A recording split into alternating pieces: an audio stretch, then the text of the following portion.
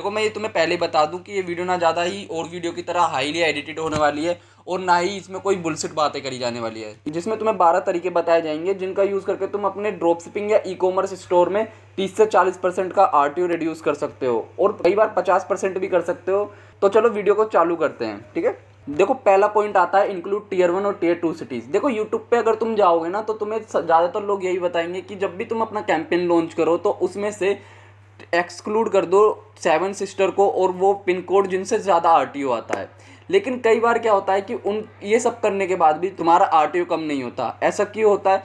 क्योंकि जो तुम्हारा ऐड है वो टीयर 3 सिटीज़ को शो हो रहा होता है, मतलब विलेज एरियाज़ में शो हो रहा होता है जिनके पास स्पेंडिंग पावर ही नहीं है, उनकी नीड्स ही पूरी नहीं हो रही। इसलिए तुम्हें अगर टारगेट करना है टीयर 1 और टीयर 2 सिटीज़ को टारगेट करना है क्योंकि उनके पास स्पेंडिंग पावर है। दूसरा, उनके पास नॉलेज है ऑनलाइन खरीदने की। तो जब भी तुम ऑर्डर डिस्पैच करोगे उनके लिए तो वो ऑर्डर एक्सेप्ट कर लेते हैं। तो इसलिए तुम्हें टीयर 1 और टीयर 2 सिटीज़ टारगेट करनी चाहिए। और अब तुम पूछोगे कि टीयर 1 और टीयर 2 सिटीज़ होती क्या है। तो टीयर 1 और टीयर 2 सिटीज़ में जैसे मुंबई, दिल्ली, जयपुर, अब मैं इसमें ज़्यादा आगे नहीं बढ़ूँगा, तो तुम गूगल पे सर्च करो इंडियाज़ टीयर 1 और टीयर 2 सिटीज़ और उनकी पूरी लिस्ट बनाओ और उसको फेसबुक में अपलोड करो और ऐड रन करो, ठीक है।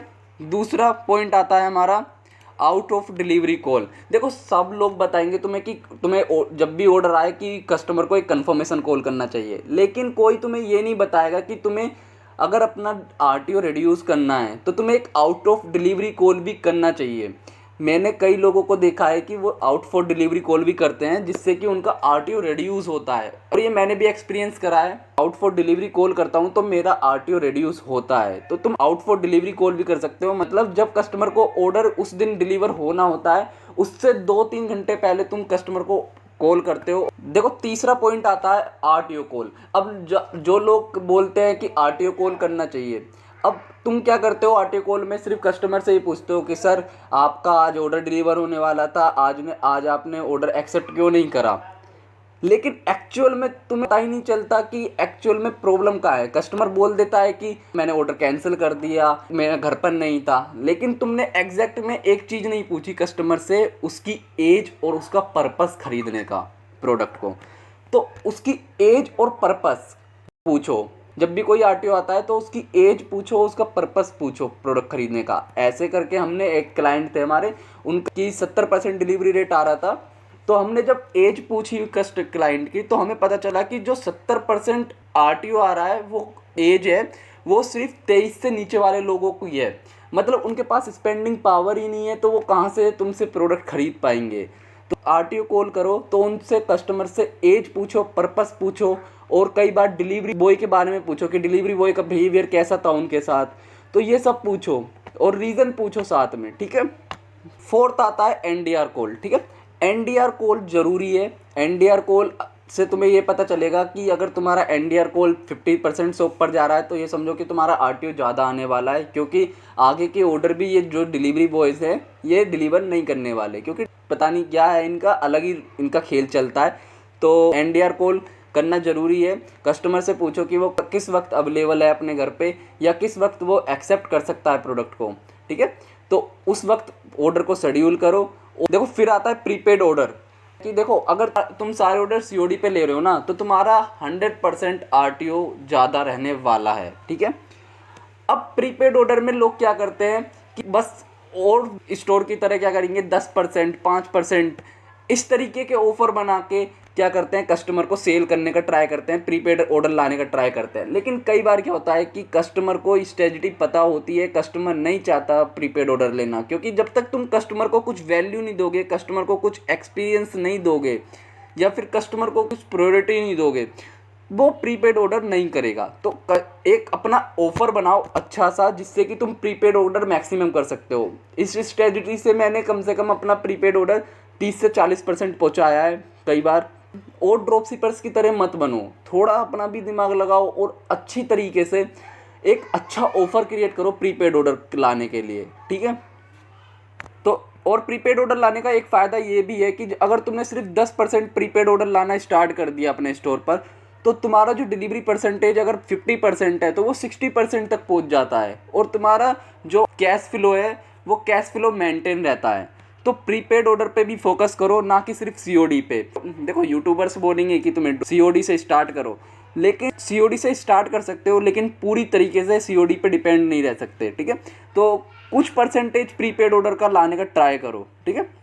तो उसके लिए अपना ऑफ़र अच्छा बनाओ, मेन चीज़ है ऑफ़र। ऑफ़र अगर अच्छा नहीं है तो प्रीपेड ऑर्डर कहीं से कहीं तक नहीं आएगा। कितना ही तुम 5% दे लो, कितना ही तुम 10% दे लो, इवन तुम 50% भी दोगे तब भी कस्टमर प्रीपेड ऑर्डर नहीं करेगा, ठीक है। परसेंटेज पे मत खेलो, ऑफ़र पे खेलो, ठीक है।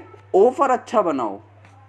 तो अगर तुम जानना चाहते हो कि ये अपसेल और क्रॉस सेल क्या होता है, या फिर अपसेल और क्रॉस सेल अपनी वेबसाइट पर कैसे लगाएं, या फिर तुम अपना अपसेल या क्रॉस सेल इंक्रीज़ करना चाहते हो, नीचे तुम्हारे लिए एक डिस्क्रिप्शन में लिंक है, तो वहाँ से तुम उस PDF को डाउनलोड कर सकते हो और उसे अपने स्टोर पे अप्लाई कर सकते हो। और छठा पॉइंट आता है हमारा गुड पैकेजिंग। देखो कई बार क्या होता है कि हम इतने लेजी हो जाते हैं एज अ ड्रॉप शिपर, सारा कुछ जो मेन फोकस होता है वो सारा हमारा मेन फोकस होता है सिर्फ मार्केटिंग पे, ठीक है। सप्लायर को ऊपर डिपेंड हो जाते हैं पूरी तरीके से, लेकिन क्या होता है कि वो सप्लायर ही कई बार हमारे साथ धोखेबाजी कर रहा होता है। तो जब भी अपना ऑर्डर निकालो तो सप्लायर को बोलो कि मेरे को पैकेजिंग का फ़ोटो भेजे, ठीक है।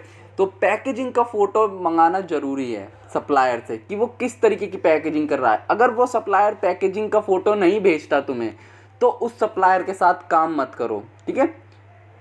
क्योंकि अगर पैकेजिंग गंदी होगी तो डिलीवरी बॉय पैकेजिंग देख के कस्टमर को बोलेगा कि सर ये ऑर्डर बेकार है, ये ऑर्डर इंस्टाग्राम का है, इस ऑर्डर को कैंसिल कर दो। तो ध्यान में रखना कि सप्लायर से पैकेजिंग का भी फ़ोटो ज़रूर मंगाना, पूरा डिपेंड सप्लायर पे मत हो जाना।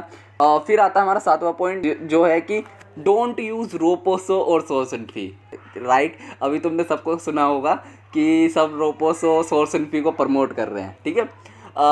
लेकिन मैं बोलूँगा कि डोंट यूज़ रोपोसो और सोर्स एंड फी। अब मैं ऐसा क्यों कह रहा हूँ, क्योंकि रोपोसो और सोर्स एंड फी की एक प्रॉब्लम है कि ये फेक RTOs देते हैं। मैं एक्सपीरियंस से बोल रहा हूँ, मेरे कई क्लाइंट के साथ ऐसा हुआ है कि ऑर्डर कस्टमर को डिलीवर हो गया है, लेकिन रोपोसो के पैनल में दिखलाता है कि ये RTO हो चुका है प्रोडक्ट, और उससे हमारा बहुत अच्छा खासा अमाउंट लॉस में गया है, ठीक है। तो रोपोसो और सोर्स एंड फी पे डिपेंड मत होना, स्केलिंग में तो बिल्कुल मत होना।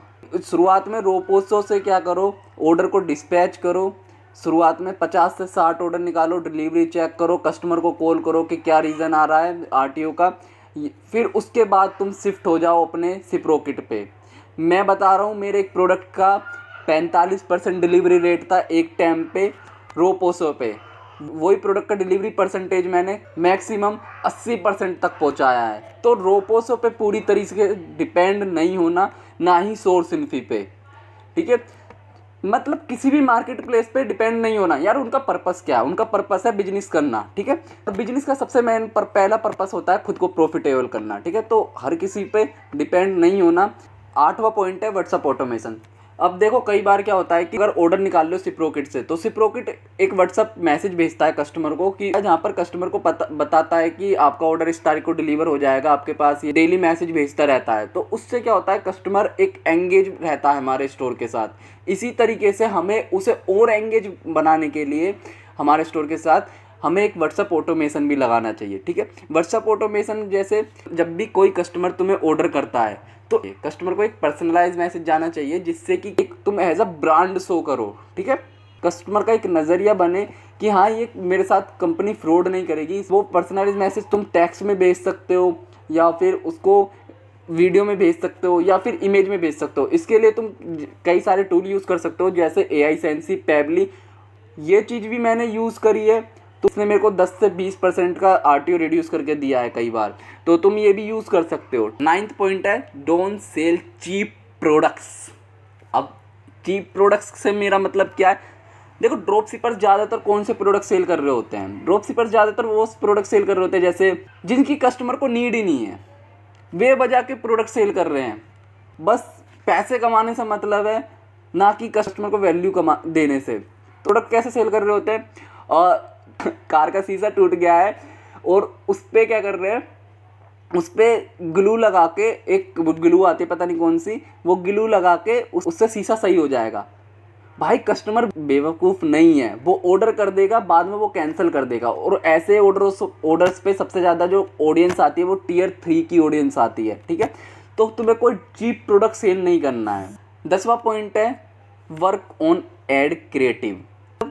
ज़्यादातर तुम लोग क्या करते होगे कि, और ज़्यादातर ड्रॉप शिपर्स ये करते हैं, ड्रॉप शिपर्स नहीं, कई बार ई-कॉमर्स स्टोर को भी देखा है मैंने, वो क्या कर रहे होते हैं कि सप्लायर ने जो वीडियो दे दी या फिर कहीं से वीडियो मिल गई उन्हें, उसी को थोड़ा बहुत एडिट करके रन कर देते हैं, ठीक है। लेकिन ऐसे सेल्स नहीं आती, और सेल्स भी नहीं आती, दूसरा ऐसे RTO भी हाई होता है, ठीक है।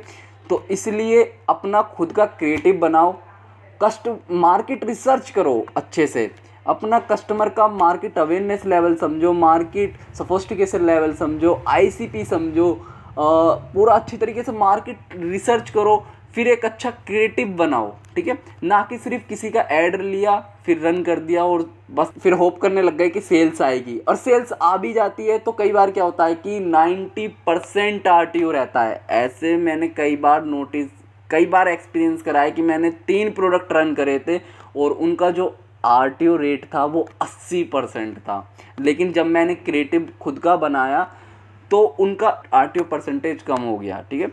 तो work on your ad creative. 11वां पॉइंट आता है, ये 10वें पॉइंट से मैंने 10वें पॉइंट में ही जोड़ दिया, मार्केट रिसर्च बिफोर सेलिंग, ठीक है। तो 11वां पॉइंट है कि भाई मार्केट रिसर्च सबसे मेन इंपॉर्टेंट चीज़ है किसी भी प्रोडक्ट को सेल करने से पहले, ठीक है। अपना मार्केट रिसर्च करो, ना कि सिर्फ अंधाधुंध पैसे स्पेंड करते रहो प्रोडक्ट्स पे। देखो अगर तुम मार्केट रिसर्च करोगे ना, तुम किसी भी प्रोडक्ट को विनर बना सकते हो। अगर तुम मार्केट रिसर्च ही नहीं करोगे तो तुम बस वही प्रोडक्ट आज ये टेस्ट करेंगे, आज वो टेस्ट करेंगे, तुम्हें पता ही नहीं चलेगा कि एक्चुअल में मार्केट का डिज़ायर क्या है, ठीक है। तो मार्केट रिसर्च करो, और मार्केट रिसर्च से तुम्हें ये फ़ायदा होगा कि तुम एक लॉन्ग टर्म बिजनेस बना सकते हो, ना कि एक शॉर्ट टर्म बिजनेस, ठीक है। देखो 12वां पॉइंट आता है change the delivery partner. Change the delivery partner से मेरा मतलब क्या है कि देखो अगर तुम रोपोसो और सोर्सिनफी पर जाते हो तो तुम देखोगे कि ये जो ये मार्केट प्लेस हैं, ये क्या करते हैं, ये ई-कॉम और ई-कार्ट जैसी डिलीवरी कंपनीज़ का यूज़ करते हैं। तो इसमें क्या होता है कि इनका डिलीवरी जो RTO परसेंटेज है वो ज़्यादा ही रहने वाला है तुम्हारा। तो लेकिन अगर तुम सिप्रोकेट का यूज़ करते हो तो तुम्हें ये ध्यान में रखना है कि तुम्हें मैक्सिमम 5 ऐसी डिलीवरी कंपनी सेलेक्ट करनी है शुरुआत में, जिसमें तुम्हारे लगता है कि हाँ ये डिलीवरी अच्छी देती हैं, जैसे शैडोफैक्स, डिलीवरी एक्सप्रेस बी और ब्लू डार्ट और DTDC। इन 5 को चेक करो, 5 से ऑर्डर निकालो और देखो सबसे अच्छी डिलीवरी परसेंटेज किसने दी है तुम्हें, ठीक है। फिर उसमें से 2 डिलीवरी पार्टनर ऐसे होंगे जो तुम्हें सबसे अच्छी डिलीवरी परसेंटेज दे होंगे। सिर्फ एक डिलीवरी पार्टनर पे रिलाय मत करना, जैसे ब्लू डार्ट पे, अगर ब्लू डार्ट है तो ब्लू डार्ट पे ही पूरा रिलाय कर गए, या एक्सप्रेस बी पे पूरा रिलाय कर गए। एक डिलीवरी पार्टनर पे पूरा डिपेंड मत होना, वरना तो RTO इंक्रीज़ होने ही वाला है, ठीक है। तो अगर कोई डिलीवरी पार्टनर तुम्हें सही रिजल्ट नहीं दे रहा तो लास्ट है मेरी बोनस टिप। देखो RTO मैटर नहीं करता है। जब RTO क्यों मैटर नहीं करता है, क्योंकि अगर तुम्हारा 30% का RTO और तुम अपने नंबर से जानते हो कि मैं 30% पे प्रॉफिटेबल हूँ, मेन चीज़ है प्रॉफिटेबल होना, ठीक है। तो प्रॉफिटेबल हूँ 30% पे, तो उस प्रोडक्ट को रन करो, ना कि RTO इंक्रीज़ करने पे भागते रहो, ठीक है। तो पहले अपने बेस KPI जानो अपना BROAS, actual ROAS, NC ROAS, ये सब कुछ जानो अपना। फिर उसमें देखो कि तुम्हारा 30% पे अगर तुम प्रॉफिटेबल हो। मैंने कई ऐसे लोग देखे हैं जो 30% पे प्रॉफिटेबल है, कई ड्रॉप शिपर्स ऐसे देखे हैं कि जो 40% पे भी प्रॉफिटेबल नहीं है, कई लोग ऐसे देखे हैं जो 90% पे भी प्रॉफिटेबल नहीं है, ठीक है। तो अपना RTO, अपने बेस KPI जानो कि तुम किस वक्त प्रॉफिटेबल हो, तुम्हारा बेस KPI क्या है। तो पूरा RTO फोकस मत करो। RTO कई बार मैटर नहीं करता है, ठीक है। प्रॉफिटेबल होना मैटर करता है, ना कि RTO, ठीक है।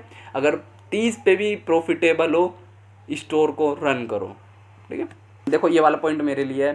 तो अगर तुम हमारे साथ काम करना चाहते हो और अपना स्टोर को अच्छे तरीके से प्रॉफिटेबली रन करना चाहते हो तो तुम हमारे साथ काम कर सकते हो। जहाँ पर हम 3 महीने के लिए तुम्हारा स्टोर रन करेंगे और अच्छे से रन करेंगे। देखो हम नहीं बोलते कि हम लाखों करोड़ों तुम्हें बना के देंगे, छाप के देंगे, हम नहीं देंगे।